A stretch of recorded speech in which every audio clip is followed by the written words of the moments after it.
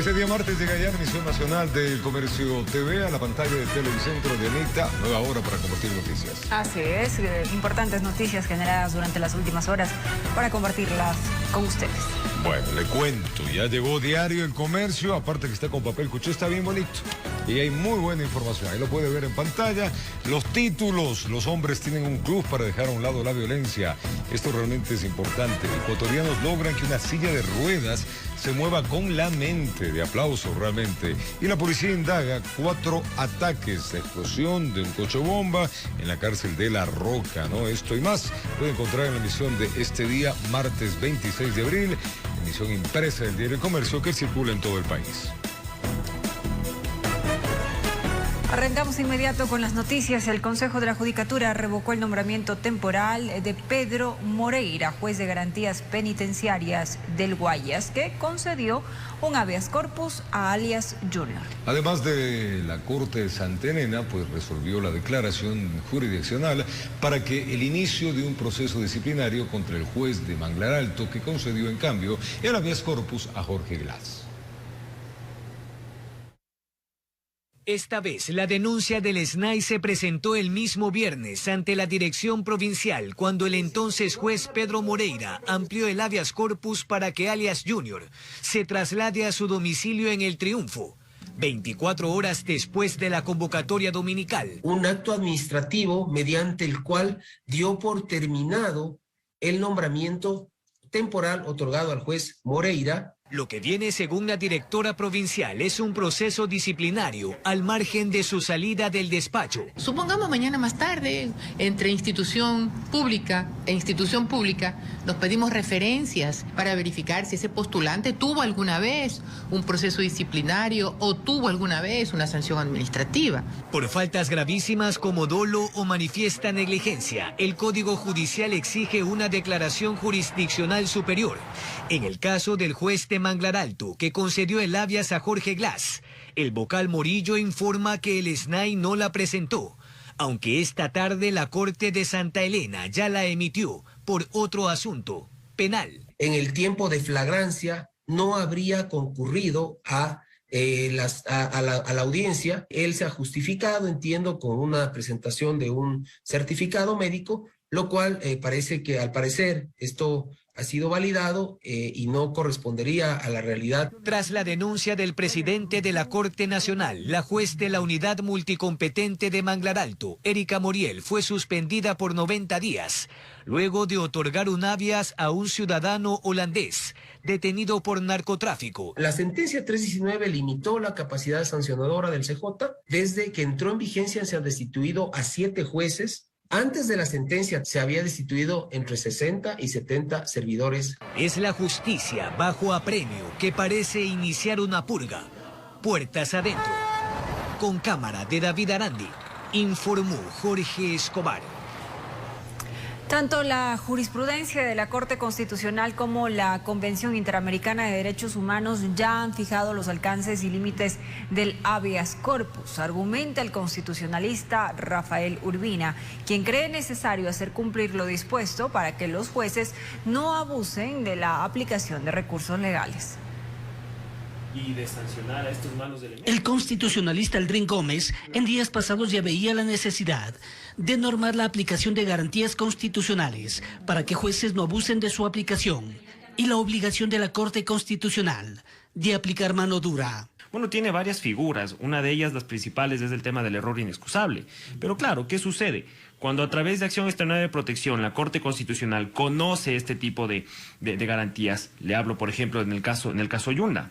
¿Qué fue lo que hizo en el caso Yunda? Bueno, obviamente se resolvió saltándose el orden cronológico, que era un caso que ameritaba ser resuelto con urgencia, pero respecto de la jueza que otorgó irregularmente esta acción de protección, no dijo absolutamente nada. Entonces, claro, ¿qué es lo que haces en ese caso? Dejas abierta la puerta para que otros jueces de igual manera actúen de forma irregular. Y todo apunta a que se debería normar a través de jurisprudencia, por ejemplo, el habeas corpus. Si tú tienes una jurisprudencia que te dice, estos son los casos en los cuales procede el habeas corpus, estos son los casos en los que se le puede sustituir la medida de privación de libertad, y tú ves que el juez inobserva eso, bueno, entonces tienes que sancionarlo. Pero de pronto, doctor, ¿no se quiere normar eso precisamente por intereses políticos? No, puede ser. Y esa fue precisamente la preocupación que convocó este fin de semana al presidente Guillermo Lasso, los titulares de la Corte Nacional de Justicia, Consejo de la Judicatura y Fiscalía General. El constitucionalista Rafael Urbina al respecto tiene su punto de vista. Tanto la normativa, la jurisprudencia de la Corte Constitucional, así como la Convención Interamericana de Derechos Humanos, de las cuales el Ecuador es miembro, ya han fijado los alcances y límites del habeas corpus, dentro de su jurisprudencia vinculante para el Ecuador. En tal sentido, tratar de inducir o obligar a la Corte Constitucional para que interprete a la manera de pensar del presidente, del presidente de la Corte Nacional y demás funcionarios, yo creo que no es algo muy acertado, ¿no? Sin embargo, reconoce que la Corte Constitucional estaría debiendo a la colectividad, pero pide ver más allá. Tiene que haber una reestructuración del sistema penitenciario. ¿Para qué? Para que las personas que efectivamente han cometido un ilícito no se aprovechen de un momento, una circunstancia particular para acceder a la justicia y ser beneficiados de un recurso, ¿no? Informó Héctor Romero. Se puede contarles que mediante un comunicado la Corte Constitucional y los jueces que conforman dicha institución se pronunciaron ante las declaraciones y solicitudes de los presidentes de la Corte Nacional de Justicia y Consejo de la Judicatura. Se criticó lo expresado, calificándolo como una interferencia a las funciones de la Corte Constitucional. Las manifestaciones públicas del presidente de la Corte Nacional de Justicia y del presidente del Consejo de la Judicatura parecen desconocer las competencias propias de la Corte Constitucional. Su jurisprudencia sobre el habeas corpus, así como la institución del precedente constitucional vinculante. Además, constituyen una clara injerencia en las funciones de la Corte Constitucional, lo que rechazamos de manera firme y enfática. Y les contamos ahora, amigos televidentes, que la Cancillería ecuatoriana aún no ha sido notificada del asilo político que habría otorgado Bélgica al expresidente Rafael Correa. Tampoco ha recibido por parte de la Corte Nacional de Justicia la documentación necesaria para canalizar por vía diplomática la figura legal. En días pasados, el presidente de la Corte Nacional de Justicia hizo pública su decisión de iniciar el pedido de extradición de Rafael Correa, sentenciado a 8 años de prisión en el caso conocido como sobornos, hecho que coincidió con un asilo político que le habría concedido Bélgica al expresidente. La Cancillería ecuatoriana hasta el momento no ha recibido ninguna notificación formal. Ecuador no ha recibido de manera formal ninguna noticia respecto a un asilo o refugio que haya dado el gobierno de Bélgica, o en este caso, según lo que dice la información pública de parte del abogado del señor Correa, de la Comisión de Refugiados. El ministro Juan Carlos Holguín discrepa con los argumentos de la defensa de Correa, pues considera que el exmandatario no es un perseguido político. Ecuador mantiene con Bélgica un tratado de extradición bilateral vigente, que será considerado por la Cancillería. En el Ecuador no existe persecución política, el señor Correa tuvo derecho a su legítima defensa y él está sentenciado por un caso de cohecho, un caso de corrupción, que consta además en el tratado bilateral de extradición vigente. Además, dijo el canciller que está a la espera de que la Corte Nacional de Justicia remita la documentación completa del pedido de extradición para iniciar con el trámite correspondiente. Para el exministro de Relaciones Exteriores, Marcelo Fernández de Córdoba, es relevante que la Cancillería solicite el contenido del asilo o refugio. Explicó que sí es posible seguir con el proceso de extradición, pero tomará tiempo. Bueno, eso no impediría que pidamos la extradición. Nosotros tenemos que demostrar que no es un perseguido, que solamente procede el asilo por delitos políticos, no por delitos comunes. Estamos a la espera de una entrevista con la defensa del expresidente, informó Priscila Cadena. El recurso de revisión presentado por el exsecretario jurídico de la presidencia, Alexis Mera, fue negado por el Tribunal de la Corte Nacional de Justicia. Los magistrados calificaron de inadmisible el recurso solicitado. Esto al carecer de sustento, dicen. El recurso judicial fue presentado el 1 de abril del 2022. La finalidad del mismo era que le declaren inocente. Sin embargo, sobre Mera, pues pesa una condena de 8 años de prisión por el caso conocido como Sobornos 2012-2016. Gracias por continuar en nuestra sintonía, amigos televidentes. Los conflictos no cesan en la Asamblea Nacional. Este martes habrá pleno y los asambleístas que buscan la salida de Guadalupe Llori del cargo insistirán en su propósito. La presidenta de la Asamblea Nacional, Guadalupe Llori, ha convocado para este martes a las 4 de la tarde a una nueva sesión del Pleno. Pero en dicha convocatoria no se plantea la conformación de la comisión multipartidista para evaluar su gestión. Esto genera críticas y acciones. El bloque correísta presentó ya un cambio del orden del día para este martes. Vamos a desgastar absolutamente todos los mecanismos, cambios de orden del día. Según información preliminar de la propia Secretaría, estaría dentro de los 3 cambios del orden del día que habilita la ley a que se traten en cada sesión. Así que yo lo que esperaría es que sin duda se lleve a cabo, se someta a votación y si tiene el respaldo, evidentemente se conforme ya a la comisión. Pero el coordinador jurídico de la Asamblea indica que no se puede dar este paso. Las medidas cautelares dispuestas por el Tribunal de Garantías Penales de Iñaquito se encuentran vigentes. Y obviamente esas medidas cautelares disponen claramente de que el Pleno de la Asamblea Nacional no puede conocer, tratar y resolver la conformación de la Comisión Pluripartidista ad hoc. Pero hay quienes insisten en que estas medidas cautelares ya no están vigentes porque se aplicaron antes de presentar la demanda contra Guadalupe Llori. Las mismas se quedaron sin efecto el momento en el que el asambleísta Jardín desistió de tratar su cambio del orden del día. Si yo fuera ellos, no pondría un cambio del orden del día. Y en el caso de que así lo hicieran, pues obviamente se puede incurrir en un delito penal. Quienes quieren que Guadalupe Llori deje la presidencia denuncian presuntas artimañas. Que el horario sea ya a las 4 de la tarde de un martes, cuando todos sabemos que se acostumbra a llevar las sesiones en la mañana, ya es sospecha de que algo quieren cocinar en la mañana. Vamos a ver qué es. De no darse el paso al cambio del orden del día, insistirán en la autoconvocatoria. Ahora ya tengo entendido que ya no somos 89, ahora superamos los 92. Ahí vamos a ver cuál va a ser el accionar de la señora presidenta de la Asamblea Nacional. El coordinador jurídico de presidencia además informó que la audiencia por la acción de protección solicitada por Llori contra los miembros del CAL se llevará a cabo este miércoles a las 2:30 de la tarde. Informó Valeria Navarro. Y tras hacerse pública la reunión entre el expresidente Rafael Correa y el jefe de bancada de Pachacútec, el movimiento plurinacional busca reemplazar su representante en la Asamblea y restablecer la unión entre sus legisladores. Pachacútec busca reemplazar al jefe de la bancada de dicho movimiento político. La salida de Rafael Lucero de la coordinación del bloque legislativo se precipita luego de que se diera a conocer que el mismo se reunió con el expresidente Rafael Correa. ¿Qué planteó el expresidente? Que conformemos una alianza de los partidos progresistas de la Asamblea Nacional. Y por supuesto, Pachacútec, UNES, Izquierda Democrática y por supuesto y el Social Cristiano. ¿Y qué plantearon para eso? Que cualquiera de los 6 rebeldes tiene que ser el presidente que les reemplace a Guadalupe Llori. Y ahí personalmente dije, no estoy de acuerdo.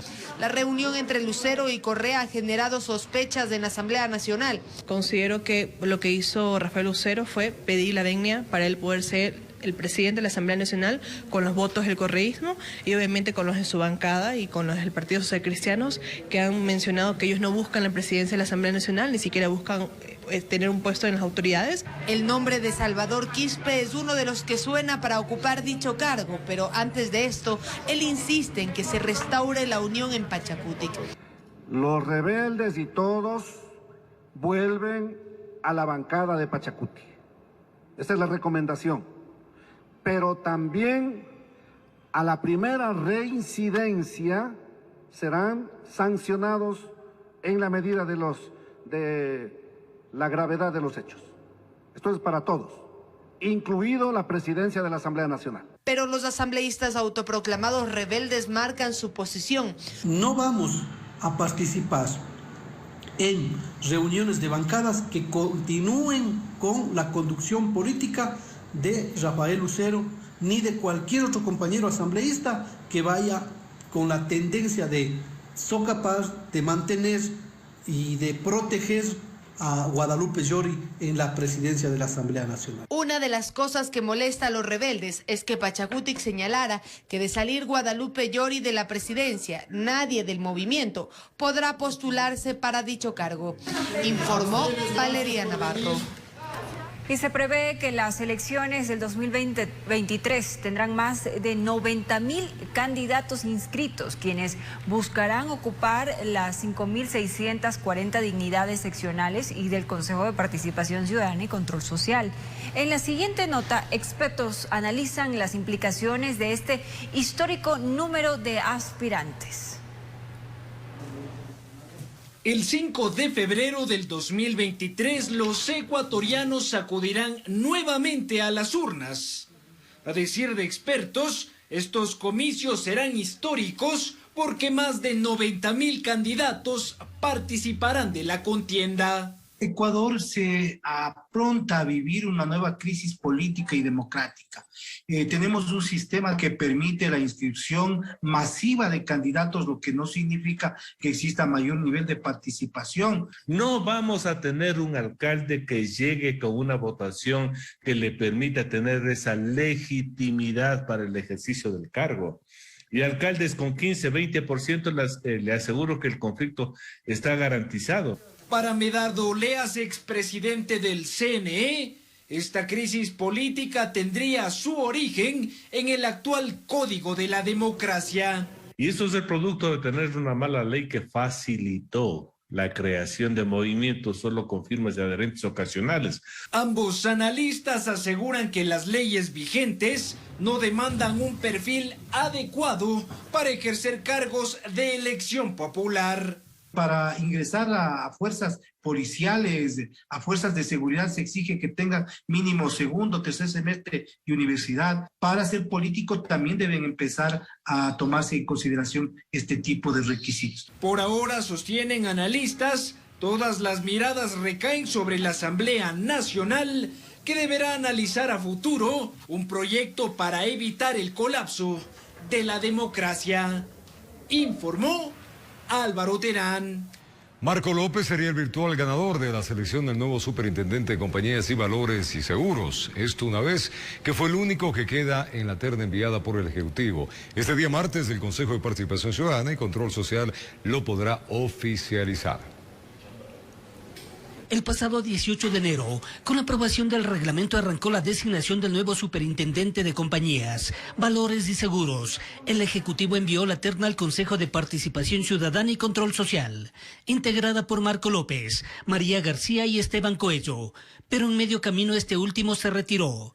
Y en la puerta del horno, cuando tenían que comparecer para explicar su plan de trabajo, García no acudió. ¿Le indicó la posibilidad de poder conectarse a través de la plataforma Zoom? Sí, me indicó que se encontraba conduciendo y que no podía contestar o conectarse a través de la plataforma. Con esto solo López quedaría en la recta final y sería el virtual superintendente de compañías. Es decir, a la otra postulante se le daría otra oportunidad. Bueno, tendríamos que analizarlo, pero ella sabía, conocía, fue debidamente notificada y en estos momentos pues yo creo que tenemos que deliberar esto dentro de los consejeros para saber cuál va a ser nuestra posición el día de mañana. López aprovechó la ausencia de sus contendores para por más de 2 horas exponer su vasto conocimiento en el campo que se demanda. Convertir a la superintendencia de compañías en un ente técnico en el cual puedan confiar todos los ecuatorianos. Este martes a las 9 de la mañana se cumple el plazo que tiene el Consejo de Participación para dar a conocer el nombre del nuevo funcionario, de acuerdo a lo que establece la ley. ¿Atrás quién viene? Bueno, Superintendencia de Bancos, Contralor, Defensor Público, Consejo Nacional Electoral, los dos vocales, porque es una renovación parcial. López fue delegado del expresidente Lenín Moreno ante la Junta de Política y Regulación Monetaria y Financiera. Informó Héctor Romero. Los distribuidores de combustibles de varias provincias del país realizaron un plantón en el centro de Quito para exigir que se incremente su margen de comercialización y que se norme de mejor manera la transportación del derivado de petróleo. Representantes de varios gremios de distribuidores de combustibles del país se concentraron este lunes en la Plaza de la Independencia, centro de Quito. Gritando consignas y con carteles en mano, exigieron al gobierno la restitución del margen de comercialización. La propuesta en este momento es de que mientras se mantengan los precios fijos de los combustibles, se nos reconozca 5 centavos por cada galón de los productos vendidos por nuestras estaciones de servicio. Según los dirigentes del gremio, el sector ha invertido en infraestructura privada para la distribución de combustible, sin mejoras en el margen de comercialización. Adicional, solicitaron que se revise las retenciones por parte del sistema de rentas internas. Que se suspenda doble tributación del IVA, ya que en el momento que compramos el combustible pagamos el IVA como cualquier comercio, más el IVA presuntivo supuesto sobre lo que vamos a vender a precio de venta. Otra de las peticiones está relacionada con el flete de combustible. De acuerdo al gremio, las estaciones de servicio más alejadas asumen en sus costos un valor mayor por transporte y tienen que vender el combustible a precio fijo. Que se reconozca el transporte a las estaciones de servicio alejadas, porque están asumiendo y están ayudándole al Estado ecuatoriano a subsidiar el combustible. Una comitiva fue recibida por asesores del gobierno. A su salida manifestaron que hubo apertura para sus requerimientos. Entienden cuál es la problemática. Vamos a tener una reunión con la gente del SRI y la gente de la Agencia de Regulación y Control y del Ministerio de Energía y Minas también. También está pendiente la socialización de las nuevas gasolinas de mayor octanaje que anunció Petroecuador. Informó Priscila Cadena. Al retornar vamos a contarles que Gracias por continuar en nuestra sintonía, amigos televidentes. Nosotros seguimos informando. Enfrentamientos entre dos grupos delictivos al interior del centro de detención provisional de El Inca dejó 15 privados de la libertad heridos. 2 reclusos fueron trasladados a una casa de salud con custodia policial. Que serían integrantes de los Lobos y Latin Kings los protagonistas de un enfrentamiento al interior del CDP, ubicado en el sector del Inca, norte de Quito. La tenían jurada y se encontraron cuando salían al patio y se armó la grande. Se atacaron con todo y los heridos empezaron a caer entre las celdas, gradas y pasillos. Se presume, de acuerdo ahorita a las indagaciones realizadas por personal aquí del interior de este centro penitenciario, que es por una disputa de poder. Los privados de libertad se atacaron con armas blancas, fierros, palos y otros objetos contundentes, producto de la batalla campal. Varios reclusos resultaron heridos. Fue necesaria la intervención policial para recuperar la paz y el orden. Hasta el CDP llegaron elementos del GOE, humo criminalística y agentes del GON. El enfrentamiento al interior del centro de detención provisional ubicado al norte de Quito dejó 15 privados de la libertad heridos, 2 de los cuales fueron trasladados hasta una casa de salud. Inmediatamente los equipos especiales de la policía realizaron una requisa al interior de los pabellones donde se guardan los revoltosos. El operativo dejó buenos resultados. Como ya es costumbre, encontraron artículos prohibidos escondidos en paredes, pisos, bajo colchones y techos. Se hizo una requisa al interior de 2 pabellones en donde se encontraron algunas evidencias como 43 armas cortopunzantes, algunas pipas caseras. Cerca de 2 horas tomó a la policía recuperar las instalaciones. El enfrentamiento dejó destrozos en la infraestructura carcelaria. La mayoría de los heridos y golpeados fueron atendidos en el sitio. La alerta movilizó a paramédicos y ambulancias. Las personas están siendo atendidas por el personal del Cuerpo de Bomberos y por personal del Ministerio de Salud Pública. Mientras personal militar colaboró con la seguridad externa del centro carcelario. En Quito informó Iván Casamen. Y en Guayaquil, un vehículo usado como coche bomba explotó frente a La Roca, cárcel rehabilitada que días atrás recibió arreos de alta peligrosidad desde otras provincias del país. Debido a la detonación, 3 negocios que funcionan en la zona se vieron afectados. Este video muestra cuando estalló el artefacto en el interior del vehículo. El carro quedó prendido en llamas. Ocurrió a las 3:30 de la madrugada de este lunes del lado del frente, de los exteriores del Centro de Rehabilitación Regional Zonal 8 en una zona destinada para parqueo. Según versión de la policía, unos sujetos llegaron en el carro y dos en motocicletas. Se estacionaron y se pusieron a conversar. Minutos después se marcharon en las motos y fue allí cuando se produjo la detonación, la misma que fue captada por cámaras de seguridad de la puerta principal de La Ronja. Parece que, mire, estoy dormido, siento un golpe como hizo ¡blum! Porque yo me acosté a las 1 de la mañana aquí. ¿El carro ya estaba ahí? No estaba el carro lo trajeron, ese carro. La explosión fue tan fuerte que el vehículo quedó totalmente destruido. La placa permaneció intacta y según la Agencia Nacional de Tránsito, el carro está registrado en el cantón Puerto López de la provincia de Manabí. Es del 2018, es de uso particular y no tiene multas vigentes. Ya en horas de la mañana, personal de criminalística y de antiexplosivos de la Policía Nacional procedieron a levantar las evidencias y a recoger huellas del automotor. El área fue cercada. La onda expansiva fue tan fuerte que también afectó a esta camioneta doble cabina que se encontraba estacionada en el parqueadero. Sus ventanas quedaron totalmente destrozadas. En tanto, los propietarios de 3 locales, 2 restaurantes y una vulcanizadora, cuyos locales se vieron afectados, procedieron a retirar los escombros del lugar. Pues, aquí el mío era taller de carro que yo arreglaba, era vulcanizadora. Aquí estaba recién arreglado, por eso está arreglado nuevecito. Estos títulos los recibos que hemos traído de allá mismo, del depósito, cuánto hemos gastado de plata. Yo soy pobre, yo soy rico. Mire, todito me han destrozado. Sí, pues arreglarlo de nuevo para poder... ¿Perdió todo? Sí. No obstante, se investiga otra detonación registrada el pasado sábado junto a la cárcel regional, donde quedó afectada una furgoneta que permanecía estacionada en la zona donde parquean los carros los funcionarios. Luego de 6 horas, los restos del vehículo fueron retirados y trasladados a los patios de la Policía Judicial. Informó Carlos Julio Gurumendi. 11 detenidos y más de 80 armas de fuego, municiones, explosivos y sustancias sujetas a fiscalización son parte de las incautaciones realizadas por el Ejército en los operativos ejecutados durante el primer trimestre del año.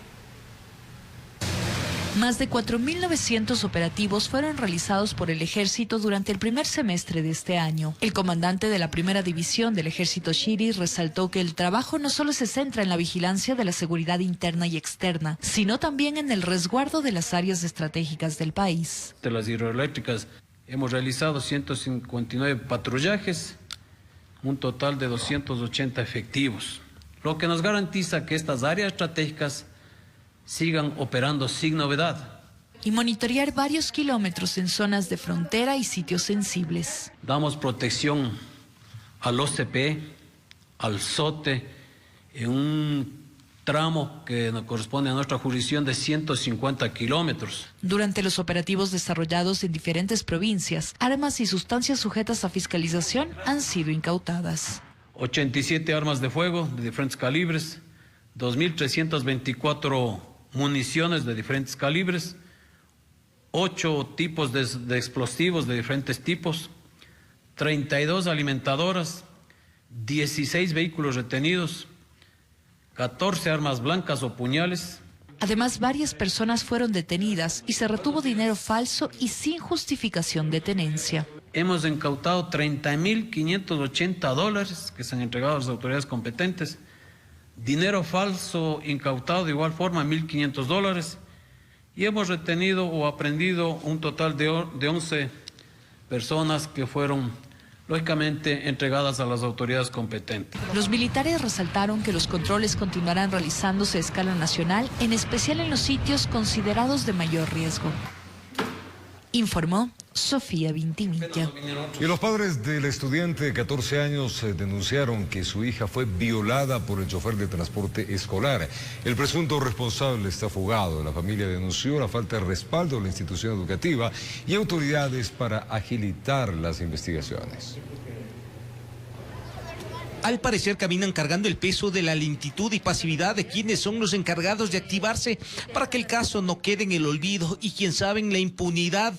Son los padres de Yasmín, de 14 años, estudiante que supuestamente fue violada por el chofer del transporte escolar, que lo llevaba y regresaba del colegio a casa. No tengo ayuda del colegio, la señora rectora no quiere ayudar en nada. Hoy también fuimos incluso al colegio, no quiso ayudarnos. Ubiquen al violador y principalmente, o sea, para que, o sea, se haga justicia, porque el daño que le hicieron a mi hija no tiene reparo. El supuesto acto carnal se perpetró el jueves de la semana pasada, pero pocas son las acciones que en el campo legal han logrado hacer. Fue necesario buscar un abogado para que les guíe y ayude a denunciar la presunta violación. La ley no ayuda en lo que es nada tampoco. Este señor está por ahí como que él no ha hecho nada. El sospechoso está fugado. El dueño del bus ha colaborado con datos para saber quién conducía el transporte escolar. Según el relato de la madre, a la menor le dio algo a beber, al extremo que le llamaron del colegio a notificar que la señorita estudiante llegó en estado etílico. Muy dolida, creo que digo ya de llorar, creo demasiado al ver que no se puede, o sea, estar una como mamá tranquila porque ver cómo está pasando mi hija. Los padres de la menor indicaron que ese día le realizaron exámenes que confirmaron que hubo violación a la estudiante de 10º de educación básica. La bajaron cargando del bus. La supuesta agresión se habría perpetrado al interior de la unidad. Ella reacciona en el mismo recorrido. Ella dice que a los compañeros le avisan que el señor le violó. Mi hija siempre le decía el don. Dice, el don me violó. De su parte, el Ministerio de Educación, a través de un comunicado, señaló frente al presunto caso de violencia sexual ocurrido contra un estudiante en el transporte escolar de una institución educativa fiscal de la ciudad de Quito. Se informa a la comunidad que la institución educativa activó los protocolos y que la denuncia correspondiente fue presentada ante la Fiscalía General del Estado. En Quito informó Iván Casamen. Pues contarles que una mujer de 27 años de edad fue detenida por la Policía Nacional al descubrir que pretendía vender a su hija. Es increíble esta historia. Una niña de 2 años de edad en $400. Este hecho ocurrió en Santa Elena y se evidenció a través del Facebook. De la manera más fría y sin mayor remordimiento, Lucero A, de 27 años, lanzó un mensaje mediante las redes sociales, asegurando que vendía a su hija, una pequeña de solo 2 años de edad. El texto dejó congelados a muchos, pero solo una joven decidió indagar para conocer de qué se trataba. Le escribió por interno y la autora del texto indicó que era verdad, que pedía $400 por la niña. Pero eso no fue todo. Incluso estaba dispuesta a regatear el precio.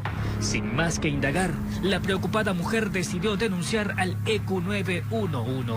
Le piden algún número telefónico y ella pone un número telefónico para que la contacten. Entonces, en base a eso, se hizo las operaciones de inteligencia para determinar a dónde llegaría. Entonces, se llegó a conocer que llegaría al terminal terrestre de Santa Elena a esperar a quien le compre la niña. Agentes de la DINAPEN acudieron hasta la terminal terrestre de Zumpa, en el cantón Santa Elena.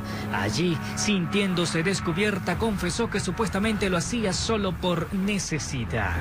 Y que las razones eran porque no tenía la solvencia económica para mantener a su hija. Además que el padre de la niña, que es conviviente de ella, los había abandonado hace 2 años. De inmediato la menor fue separada de su progenitora y entregada a su abuela materna. Allí se conoció que Lucero vivía en la ciudad de Guayaquil junto a la pequeña y la abuela de la infante. Ciertamente se separó del padre de la niña hace poco más de 1 año, pero este caballero sí le pasaba manutención.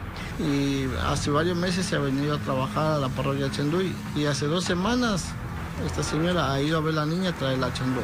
No podría decir que a lo mejor ella tenía ese tipo de planificación, o sea, tocaría ya dentro de las investigaciones. La madre de la infante fue detenida. En la audiencia de formulación de cargos se le dictó prisión preventiva por el delito de trata de personas. Pero eso no es todo, ya que automáticamente ella pierde la patria potestad sobre la niña, lo cual era un derecho que ahora para recuperarlo será muy difícil, por no decir imposible. Informó José Morales. Y un hombre se salvó de morir tras ser baleado por sicarios en el cantón Santa Ana, provincia de Manabí. La víctima circulaba en un vehículo cuando fue interceptado por individuos que le dispararon por más de 20 ocasiones.